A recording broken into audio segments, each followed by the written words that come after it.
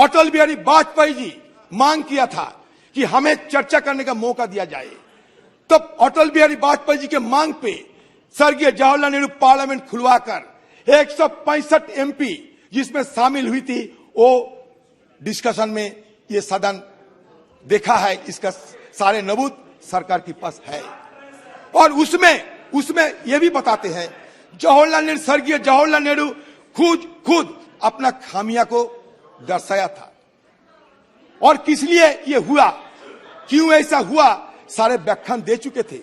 और सारे व्याख्यान की बात, ये सारे जो सदन प्रभावित होकर एक यूनानिमस रेजोल्यूशन पास करवाया था, तो वो हम क्यों वो मिसाल अभी नहीं दिखा पा रहे हैं, क्यों आप डरते हैं? हाँ बोलिए।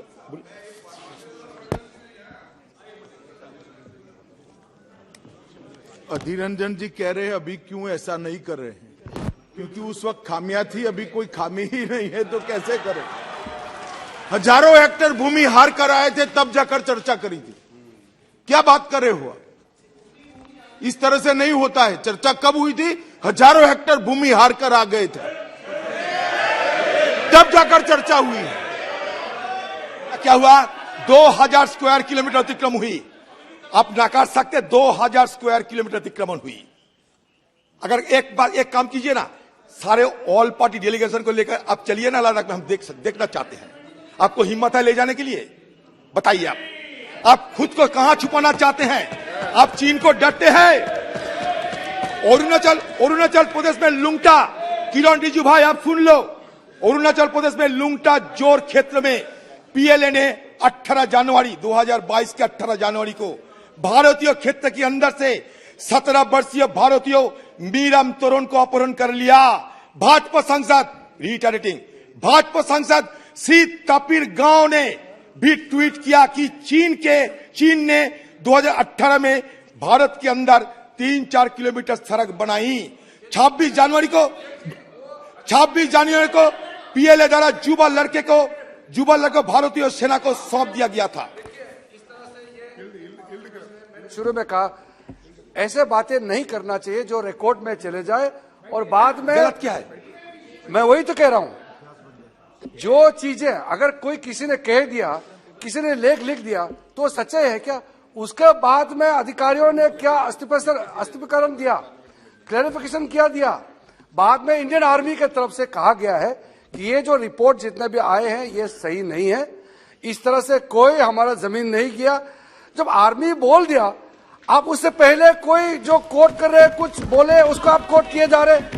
जब एजेंसी बता रहे अधीर जी इस तरह से ये सेंसिटिव मुद्दा है इस सदन में, ये सब जिसका कोई तर्क नहीं है। अच्छा, हम जब कहेंगे सेंसिटिव है, ऐसा बात मत, आप जब कहेंगे इनसेंसिटिव है, यही है ना बात। आप राहुल गांधी के खिलाफ गाली दोगे, आप राहुल गांधी जी को पाकिस्तान की दलाल बनाओगे, वो सेंसिटिव है, वो इनसेंसिटिव है। और हम जब असली मुद्दे उठाते हैं तो सेंसिटिव हो जाते हैं। ये दो तरीके की बात नहीं हो सकता, ये 2 तरीके की बात नहीं हो सकता। 2222 मैं बताता हूं, जुलाई में मीडिया द्वारा दिखाई गई नई उपग्रह छवियों से संकेत मिलता है कि डोकलाम में 9 किलोमीटर पूर्व में निर्मित एक चीनी गांव, जहां 2017 में भारतीय और चीनी सेना का आमना सामने हुआ था, अब लगभग हर घर के दरवाजे पर कारों के साथ पूरी तरह से बसा हुआ है।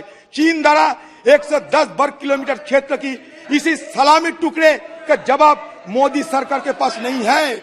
अगस्त में विशेषज्ञों के उपग्रह बताते हैं पीएलए की सतह से हवा में मरने करने वाली मिसाइल साइट डोकलाम के उत्तर में सिर्फ 50 किलोमीटर की दूरी पर भारत, भूटान और चीन में बीच ट्राई जंक्शन सीमा क्षेत्र में मार्च में हो रहे हैं। जी एक सेकंड, ये पूरी तरह चालू है। माननीय अध्यक्ष जी, अधीर जी को जो बोलना है वो बोल सकते हैं। सिर्फ सदन का रिकॉर्ड देश और दुनिया के लिए ऑथेंटिक होता है, इसलिए मेरा इनसे निवेदन है कि इतना बता दे कि मैं सिर्फ अखबार के हवाले से कह रहा हूं, ये कोई अधिकृत बात नहीं है। बाद में जो बोलना है बोले, मुझे कोई आपत्ति नहीं। अखबार पढ़कर इतनी बड़ी बात जो देश की सीमाओं के साथ जुड़ी है, इरिस्पॉन्सिबिलिटी के साथ इस सदन में नहीं रखनी। कह चुके हैं सर, आपने शायद सर अमित शाह जी आपने शायद नहीं सुने होंगे। मैंने कह दिया था कि मीडिया द्वारा दिखाई गई, मैंने कह दिया था, मैं कोई गुमराह करने वाला बात नहीं करता, मैंने कह दिया था, जिक्र कर दिया था कि मीडिया द्वारा दिखाई गई। अच्छा, नवंबर में आपका लद्दाख में वांगचुक उपवास करते थे, वो क्या कहे वो भी आप सुन लिया करो। अच्छा, कंचुक तेंजिन तत्कालीन भाजपा शासित लद्दाख स्वायत्त पहाड़ी विकास परिषद के स्वतंत्र सदस्य, क्षेत्र के सर्वोच्च निर्वाचित संस्था, क्या कहना है कि बफर जोन के निर्माण में स्थानीय लोगों की अपने पशुओं के लिए चरागाह भूमि तक पहुंच को अवरुद्ध कर दिया है और नहीं जा पाते हैं। दिसंबर में गैर कानूनी घुसपैठ के प्रयास में चीनी दल 9 दिसंबर 2022 को तवांग सेक्टर के स्वयंभू क्षेत्र में हमारे सशस्त्र बलों के साथ 17,000 फीट की चोटी पर अवैध रूप से कब्जा करने की दृष्टि से भिड़ गए। सेना जैसे कि बताया गया 300 से अधिक चीनी दल हमारे क्षेत्र पर कब्जा करने के लिए एक निर्लज्ज डिजाइन के साथ आए, जिसे हमारे सशस्त्र बल की वीरता से सफलपूर्वक खदेड़ दिया था। हमारे सेना की वीरता, हमारी सेना की धीरता, या हमारी सेना के लिए हमारे अहंकार, हमारे नाच की कोई कमी नहीं है। लेकिन आप बताइए खुलकर, क्यों नहीं सदन में चर्चा हो रहे हैं?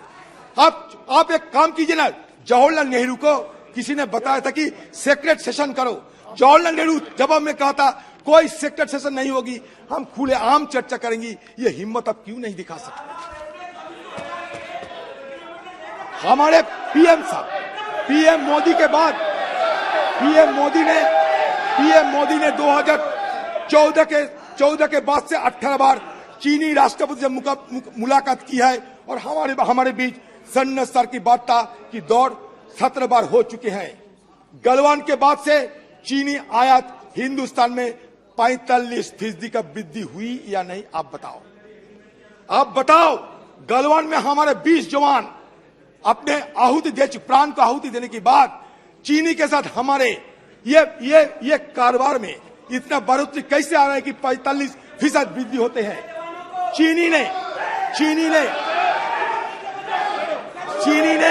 पीएम केयर्स फंड में दान दिया और अब सही लोग इस्तेमाल कर रहे हैं, और अभी पॉइंट्स ऑफ ऑर्डर निकालेंगे। चीनी ने पीएम केयर्स फंड में दान दिया और 3,560 भारतीय कंपनियों में चीनी निर्देशक है। आप बताइए, ये छोटे छोटे हमारे प्रश्न है।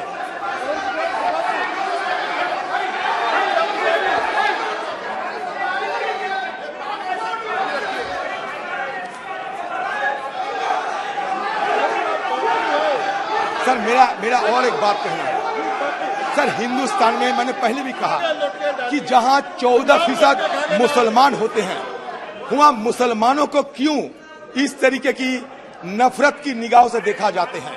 मैं ये जरूर सवाल पूछूंगा, क्योंकि सर अगर खुशवंत सिंह जी, हमारे देश की एक जाने माने पत्रकार खुशवंत सिंह जी, उनका कहना है Indian freedom is written in Muslim blood since their participation in the freedom struggle was much more in proportion to their small percentage of the population. अगर हम सही बताओगे, आप कहेंगे कि हम मुसलमानों को चापलूसी करते हैं। बिल्कुल नहीं, मैं इतिहास की गवाह देना चाहते हैं। आप इतिहास को विरूपण करते हैं, इतिहास को छेड़छाड़ करते हैं, आप हमारे स्थिति लोप करने की हर संभव प्रयास करते हैं, एक एमनेशिया तैयार करना चाहते हैं, हाँ को ना को हाँ करना चाहते हैं, नई हिंदुस्तान की बात करते हैं। नई हिंदुस्तान में अगर सबसे जोखिम में अगर कुछ है, वो है हमारा अधिकार। हिंदुस्तान में सबसे जोखिम हालत में है हमारा अधिकार। ये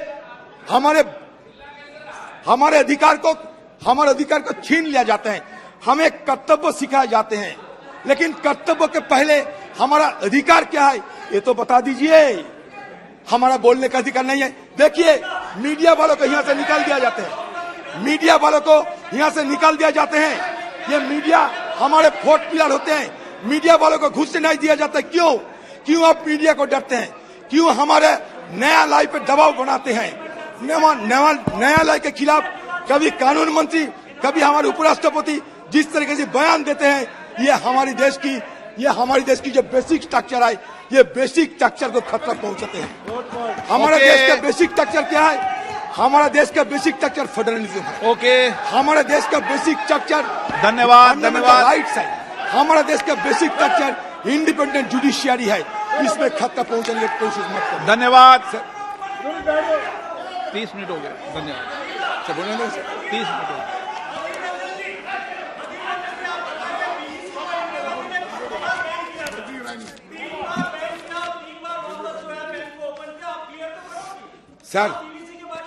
सर अगर आप मौका दे सारे बात क्लियर करने दें। नहीं नहीं, कोई मौका नहीं। आज कुछ बचा के नहीं रखूंगा इनकी बात क्लियर करनी भी नहीं है, आप तो अपनी बात सर। आज कुछ बचा के नहीं रखूंगा सर। आज सर मैंने ताजुब लगता है सर। देखिए, मैं खुलेआम कहता हूं, अदानी जी के साथ हमारे कोई जाति दुश्मनी नहीं है, अंबानी के साथ हमारे कोई जाति दुश्मनी नहीं है। हम भी चाहते हैं हिंदुस्तान में और तरक्की हो और इंडस्ट्रियलिस्ट पैदा हो। हमारे इस सिस्टम पे तर्क है। Thank you. ये सिस्टम के खिलाफ हमारा इल्जाम है। दिलीप सेकिया जी,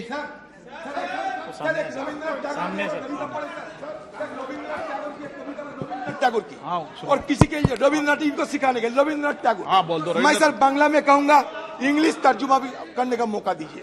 बांग्ला में पढ़ूंगा, इंग्लिश तर्जुमा करने का मौका दीजिए। बंगाला वही ट्रांसलेट हो। হেমোর চিত্ত পূর্ণ তীর্থ জাগরে ধীরে এই ভারতের মহামানবের সাগর তীরে কেহ নাহি জানে কার আহ্বানে, কেহ নাহি জানে কার আহ্বানে কত মানুষের ধারা দুর্বাসতে এলো কোথা হতে সমুদ্রে হলো হারা। হেতায় আর্য হেতা অনার্য, হেতায় দ্রাবিড় চীন, সখুন্দর মোগল পাঠান এক দেহ হলো লীন। পশ্চিম আজ খুলিয়াছে দ্বার, সেটা হতে আছে কত উপহার দেবে আর নেবে মিলাবে মিলিবে যাবে না ফিরে এই ভারতের মহামানবের সাগর তীরে। सर मैंने तर्जुमा कर रहा हूं सर, तर्जुमा सुन लीजिए।